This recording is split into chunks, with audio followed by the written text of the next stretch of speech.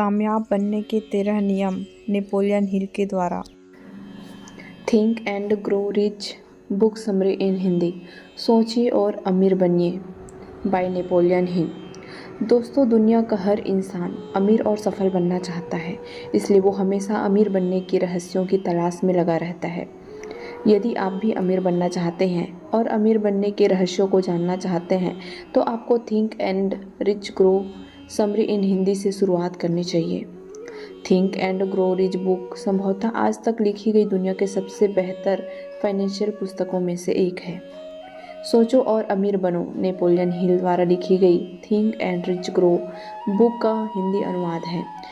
Think and rich grow book summary इन हिंदी के माध्यम से आज हम आपको उन सभी रहस्यों के बारे में स्टेप बाय स्टेप बताने वाले हैं जो इस किताब में नेपोलियन हिल द्वारा सफल और अमीर बनने के लिए बताए गए हैं। अगर आप मेरे चैनल में नए हैं तो मेरे चैनल को लाइक और सब्सक्राइब ज़रूर कीजिएगा और बेल आइकन को ज़रूर दबाइएगा, जिससे हमारे आने वाले वीडियो की अपडेट्स आपको मिलती रहे। धन्यवाद। चलिए दोस्तों, think and grow rich book summary इन हिंदी की शुरुआत करने से पहले इस बुक के ऑथर नेपोलियन हिल के बारे में थोड़ा सा जान लेते हैं। नेपोलियन हिल कौन है? नेपोलियन हिल अमेरिका के एक मशहूर लेखक होने के साथ साथ एक महान फिलोसोफर, विचारक और जर्नलिस्ट भी थे। उनका जन्म 26 अक्टूबर 1883 को पाउंड वर्जीनिया के एक छोटे से लकड़ी के घर में हुआ था। नेपोलियन हिल ने मात्र 13 वर्ष की उम्र में माउंटेन रिपोर्टर्स नामक न्यूज़पेपर के लिए आर्टिकल लिखना शुरू कर दिया था। नेपोलियन हिल को उनकी नई सोच और नए विचारों के लिए जाना जाता है। उन्होंने ज़्यादातर पर्सनैलिटी डेवलपमेंट, सेल्फ हेल्प और फाइनेंशियल से संबंधित किताबें लिखी हैं। उन्हीं किताबों में think and grow rich book उन्होंने दुनिया की एक नई पहचान दिलाई। Think and grow rich book आपको क्यों पढ़नी चाहिए? Think and grow rich book 1937 में प्रकाशित की गई। तब से लेकर आज तक इस किताब की लगभग 2 करोड़ से भी ज़्यादा कॉपियाँ बिक चुकी है। वर्ष 2007 में अमेरिका के बिजनेस वीक मैगजीन में इस किताब को सबसे ज़्यादा बिकने वाली पेपरबैक बिजनेस बुक की लिस्ट में 9th पोजीशन पर रखा गया। इससे आप यह अंदाज़ा लगा सकते हैं कि think and grow rich book आपके लिए कितनी ज़्यादा महत्वपूर्ण है। चलिए दोस्तों, अब मुद्दे की बात करते हैं कि think and grow rich book आपको क्यों पढ़ना चाहिए। आप किताब के टाइटल को पढ़कर सोच रहे होंगे कि ऐसा क्या पॉसिबल है, क्या कोई इंसान केवल सोचकर अमीर बन सकता है? आपको इन सभी सवालों के जवाब इस किताब में बहुत ही अच्छे ढंग से दिए गए हैं, जिनके बारे में हम बात करने वाले हैं। यह बुक केवल फाइनेंशियल प्रॉस्पेरिटी प्राप्त करने वाले तक ही सीमित नहीं है, बल्कि यह एक मोटिवेशनल, पर्सनालिटी डेवलपमेंट और सेल्फ हेल्प बुक है। यह बुक इंसान को सभी कार्य क्षेत्रों में सक्सेसफुल होने के लिए प्रेरित करती है। यह किताब आप लाइफ में जो भी करना चाहते हैं उसे पूरा करने में आपकी मदद करने वाला एक ग्रंथ साबित होगी। Think and grow rich book दुनिया के हर उस इंसान को पढ़नी चाहिए जो अपने जीवन में सफलता प्राप्त करना चाहता है, जो अपने व्यक्तित्व का विकास करना चाहता है, जो अपने जीवन को सुख और समृद्धि के साथ व्यतीत करना चाहता है। दोस्तों, हम think and grow rich book का सारांश आपके लिए लेकर आए हैं ताकि आप इस बुक में दिए गए सफलता के रहस्यों को जानकर अपनी लाइफ में कुछ पॉजिटिव चेंज ला सकें। Think and grow rich book summary इन हिंदी। 1908 में इस बुक के ऑथर नेपोलियन हिल की ज़िंदगी में एक महत्वपूर्ण टर्निंग पॉइंट आया जब उन्हें मशहूर उद्योगपति एंड्रयू कार्नेगी का इंटरव्यू करने का मौका मिला। एंड्रयू कार्नेगी उस समय के सबसे शक्तिशाली और सफल लोगों में से एक थे। एंड्रयू कार्नेगी का मानना था कि सफलता के प्रोसेस का एक सिंपल फार्मूला होता है जिसे दुनिया का हर इंसान समझ सकता है और उसे हासिल भी कर सकता है। एंड्रयू कार्नेगी ने सफलता के इस फार्मूले को खोजने और उसका विश्लेषण करने के लिए उस समय के 500 से अधिक सफल और करोड़पति लोगों को साक्षात्कार करने का लक्ष्य नेपोलियन हिल को दिया। नेपोलियन हिल ने इस लक्ष्य को स्वीकार कर उस समय के सफल लोगों की सफलता के रहस्यों को खोजना शुरू कर दिया।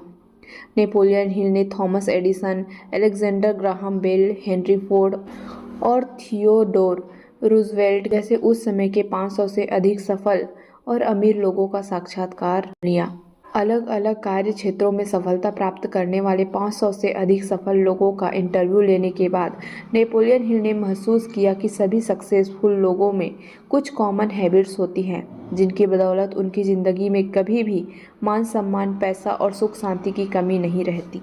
अमीर बनने या सफलता प्राप्त करने के लिए इंसान को पढ़ा लिखा होना जरूरी नहीं है, बल्कि इससे भी ज़्यादा जरूरी है उन आदतों को जानना जो सफल और अमीर लोगों में पाई जाती है। Think and grow rich book में नेपोलियन हिल ने अमीर बनने के ऐसे 13 स्टेप बताए हैं जिन्हें फॉलो करके कोई भी इंसान अपने जीवन में सफलता को प्राप्त कर सकता है। आज के इस आर्टिकल को think and grow rich book summary इन हिंदी में हम आपको नेपोलियन हिल द्वारा बताए गए अमीर और सफल बनने के 13 स्टेप को एक एक करके बताने वाले हैं। स्टेप पहला, डिज़ायर, इच्छा। अगर आप पैसा कमाना चाहते हैं तो आपके अंदर पैसा कमाने की तीव्र इच्छा होनी चाहिए। ऐसा नहीं है कि यह नियम केवल पैसा कमाने के लिए ही लागू होता है, बल्कि यह दुनिया के हर काम पर लागू होता है।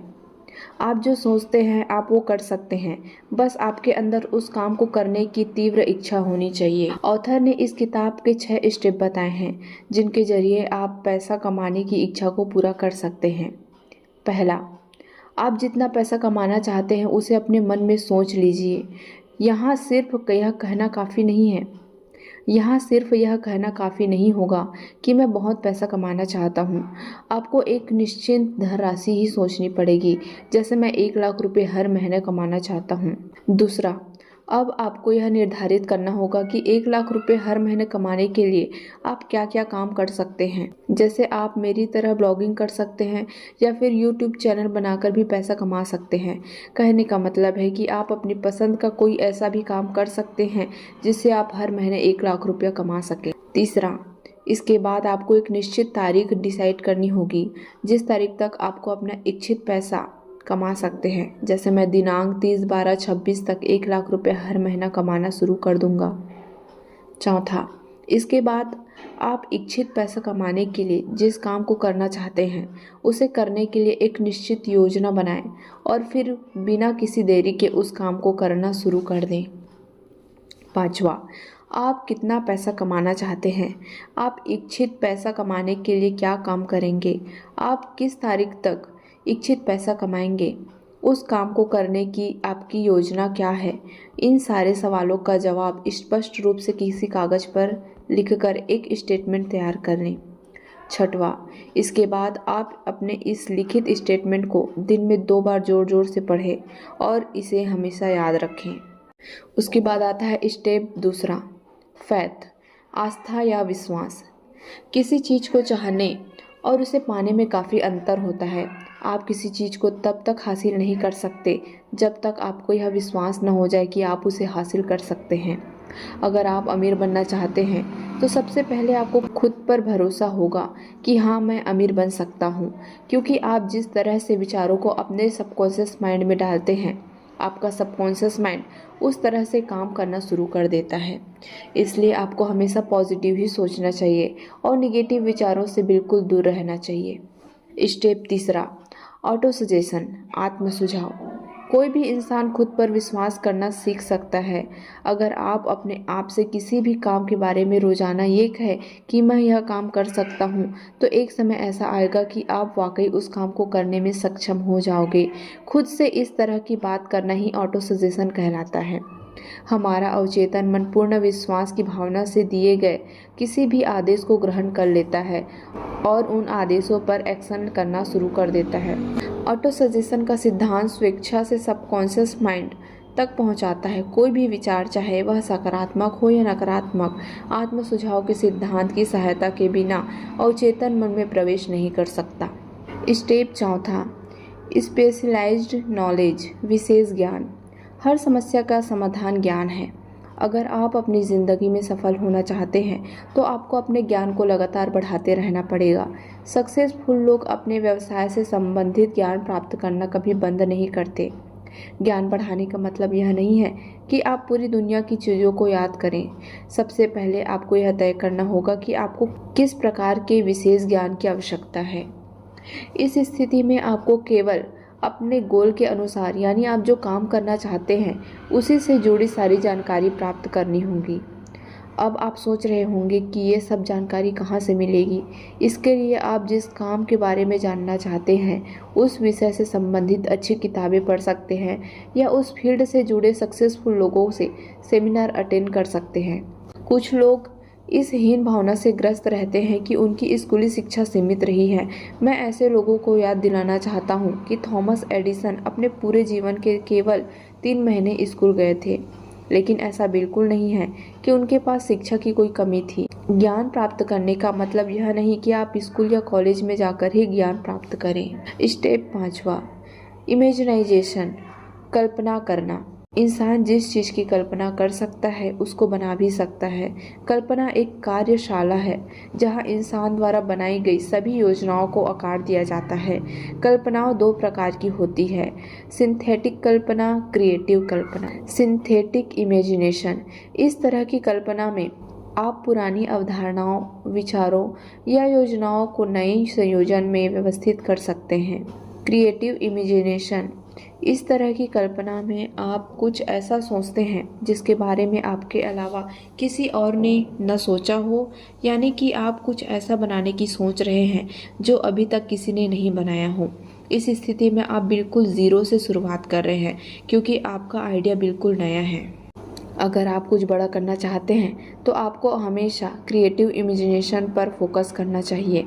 आपको नए नए आइडियाज़ के बारे में सोचते रहना चाहिए। स्टेप 6वां, ऑर्गेनाइज्ड प्लानिंग। आप चाहे कोई भी काम करना चाहते हो, लेकिन आप जो भी करना चाहते हैं उस काम को करने से पहले आपको पूरी प्लानिंग कर लेनी चाहिए। मान लो आप ब्लॉगिंग करना चाहते हैं तो इसके लिए आपको पूरी प्लानिंग करनी होगी। जैसे आपको देखना होगा कि आप अपनी वेबसाइट खुद बनाएंगे या किसी वेबसाइट डेवलपर से बनवाएंगे। आप अपनी वेबसाइट के लिए आर्टिकल खुद लिखेंगे या किसी कंटेंट राइटर से लिखवाएंगे। आप अपनी वेबसाइट का SEO खुद करेंगे या किसी और से कराएंगे। आपको देखना होगा कि आप अपनी वेबसाइट से कितने तरीकों से पैसा कमा सकते हैं और उनमें से आप किस तरीके पर ज़्यादा फोकस करेंगे। आप अपनी वेबसाइट पर हर महीने में कितने आर्टिकल्स पोस्ट करेंगे। बिना प्लानिंग के आप किसी भी काम में सक्सेसफुल नहीं हो सकते। आपके असफल होने का कारण होता है सही प्लानिंग न करना। थॉमस एडिसन भी बिजली का बल्ब बनाने से पहले 10,000 बार असफल हुए थे। असफलता स्थायी नहीं होती, इसको आप सही प्लानिंग करके सफलता में तब्दील कर सकते हैं। स्टेप 7वां, डिसीजन, निर्णय। सक्सेसफुल लोगों का एक खास आदत होता है कि वह कोई भी निर्णय बिना किसी देरी के ले लेते हैं और अपने निर्णय पर अडिग रहते हैं। अगर आप भी सक्सेसफुल होना चाहते हैं तो आपके अंदर फास्ट डिसीज़न लेने की क्षमता होनी चाहिए। अगर आप फास्ट डिसीज़न लेने की योग्यता हासिल करना चाहते हैं तो अपनी आँख और कान खुले रखें और अपना मुंह बंद रखें। ज़्यादातर लोगों में टालम टोल करने की आदत होती है जिसके कारण वे अपना कोई भी काम समय पर नहीं कर पाते हैं। अगर आप दुनिया को बताना चाहते हैं कि आपका क्या करने का इरादा है तो पहले उस काम को करके दिखाओ। स्टेप 8वां, परसिस्टेंस, दृढ़ता या हठ। दृढ़ता की कमी विफलता के मुख्य कारणों में से एक है जो ज़्यादातर लोगों को कॉमन प्रॉब्लम होती है, लेकिन इसे दूर किया जा सकता है। दृढ़ता की कमी पर विजय पाना पूरी तरह से व्यक्ति की इच्छा की तीव्रता पर निर्भर करता है। यदि आपके अंदर अपने लक्ष्य को पाने की जिद नहीं है तो आप अपने लक्ष्य को कभी भी हासिल नहीं कर सकते। दृढ़ता का मुख्य आधार इच्छा की शक्ति है और सभी उपलब्धियों का प्रारंभिक बिंदु भी इच्छा होती है। इच्छा शक्ति और इच्छा जब आपस में मिल जाते हैं तो इतनी मजबूत जोड़ी बनाते हैं जिसे आसानी से नहीं तोड़ा जा सकता। ज़्यादातर लोग अपने लक्ष्य को जरा सा विपत्ति आने पर छोड़ देते हैं। बहुत ही कम लोग ऐसे होते हैं जो अपने लक्ष्य को पाने के लिए निरंतर प्रयासरत रहते हैं, चाहे उन्हें कितनी भी विपत्तियों का सामना क्यों न करना पड़े। जो लोग हार के बाद भी खुद को खड़ा कर लेते हैं और लगातार कोशिश करते रहते हैं, ऐसे लोग ही सफलता प्राप्त कर पाते हैं। ज़्यादातर लोग रिश्तेदारों, दोस्तों और पड़ोसियों को खुद पर इतना हावी कर लेते हैं कि वे अपनी मर्जी से जीना ही भूल जाते हैं और उन्हीं के हिसाब से ज़िंदगी जीने लगते हैं। ऐसे लोगों को हमेशा एक ही डर सताता रहता है कि लोग क्या कहेंगे।